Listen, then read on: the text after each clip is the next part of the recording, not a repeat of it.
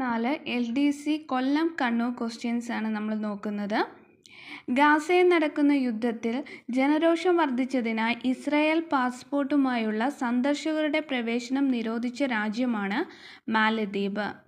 താഴെ തന്നിരിക്കുന്ന സൂചനകളുടെ അടിസ്ഥാനത്തിൽ ശരിയായ വ്യക്തി ആരാണെന്ന് തിരിച്ചറിയുക. The transfer of power in India എന്ന ഗ്രന്ഥത്തിൻ്റെ കർത്താവ് 1952 ഒറീസയിൽ ഗവർണറായി ചുമതലയേറ്റു. സർദാർ പട്ടേലിനും നെഹ്റുവിനും ഒപ്പം നാട്ടുരാജ്യങ്ങളുടെ സംയോജനത്തിൽ നിർണായക പങ്കുവഹിച്ചു. സ്റ്റേറ്റ് ഡിപ്പാർട്ട്മെൻറ്റിൽ സെക്രട്ടറിയായി പ്രവർത്തിച്ചു. Answer VP Menon. അപ്പോൾ transfer of power in India 1952 ഒറീസയിൽ ഗവർണറായി ചുമതലയേറ്റു. സർദാർ പട്ടേലിനും നെഹ്റുവിനൊപ്പം നാട്ടുരാജ്യങ്ങളുടെ സംയോജനത്തിൽ നിർണായക പങ്കുവഹിച്ചു. സ്റ്റേറ്റ് ഡിപ്പാർട്ട്മെൻറ്റ് സെക്രട്ടറിയായി പ്രവർത്തിച്ചു. അടുത്ത നാറ്റോയുടെ ആസ്ഥാനം ഏതാണെന്ന് എഴുതുക.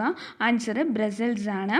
അടുത്ത ക്വസ്റ്റ്യൻ, താഴെ കൊടുത്തിരിക്കുന്ന പ്രസ്താവനകളിൽ ശരിയായത് തിരഞ്ഞെടുക്കുക. ആത്മവിദ്യാ സംഘം വാഗ്ഭടാനന്ദ്, യോഗക്ഷേമ സഭ VT ഭട്ടതിരിപ്പാട്. ഇത് രണ്ടുമാണ് ശരിയായിട്ടുള്ളത്. ഇന്ത്യക്ക് സ്വാതന്ത്ര്യം നൽകുന്നതുമായി ബന്ധപ്പെട്ട് മൗണ്ട് ബാറ്റൻ പദ്ധതിയിൽ ഉൾപ്പെടാത്ത പ്രസ്താവന ഏത്? ഇവയെ ഒന്ന് മാത്രമാണ് ഉൾപ്പെടാത്ത പ്രസ്താവന എന്ന് പറയുന്നത്. ബാക്കി മൂന്നും ഉൾപ്പെടുന്ന പ്രസ്താവനയാണ്. ബംഗാളിലെയും പഞ്ചാബിലെയും ഹിന്ദു മുസ്ലിം സംസ്ഥാനങ്ങളുടെ അതിർത്തി നിർണ്ണയിക്കുന്നതിന് ഒരു അതിർത്തി നിർണ്ണയ കമ്മീഷനെ നിയമിക്കുന്നതാണ്. പഞ്ചാബും ബംഗാളും രണ്ടായി വിഭജിക്കുന്നതാണ്. മുസ്ലിങ്ങൾക്കുള്ള ഭൂരിപക്ഷമുള്ള പ്രദേശത്ത് അവർ ആഗ്രഹിക്കുകയാണെങ്കിൽ ഒരു പ്രത്യേക രാജ്യം അനുവദിക്കുന്നതാണ്. ഫ്രഞ്ച് വിപ്ലവവുമായി ബന്ധപ്പെട്ട് ശരിയായ ഉത്തരം തിരഞ്ഞെടുക്കുക. ഇവിടെ ശരി 2ഉം 3ഉമാണ്.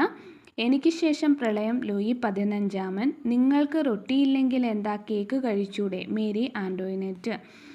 അടുത്തത്, പെൻസുല ഇന്ത്യയിലെ ഏറ്റവും നീളം കൂടിയ നദിയാണ് ഗോദാവരി. പെൻസുല ഇന്ത്യയിലെ ഏറ്റവും നീളം കൂടിയ നദി ഗോദാവരി. പ്രൈം മെറിഡിയൻ ഏത് നഗരത്തിലൂടെയാണ് കടന്നു പോകുന്നത്? ഗ്രീനിച്ച്. പ്രൈം മെറിഡിയൻ ഏത് നഗരത്തിലൂടെയാണ് കടന്നു പോകുന്നത്? ഗ്രീനിച്ച്. ഓക്കെ ഫ്രണ്ട്സ്, ഇതിൻ്റെ ഡീറ്റെയിൽഡ് വീഡിയോ ചാനലിൽ ഇട്ടിട്ടുണ്ട്.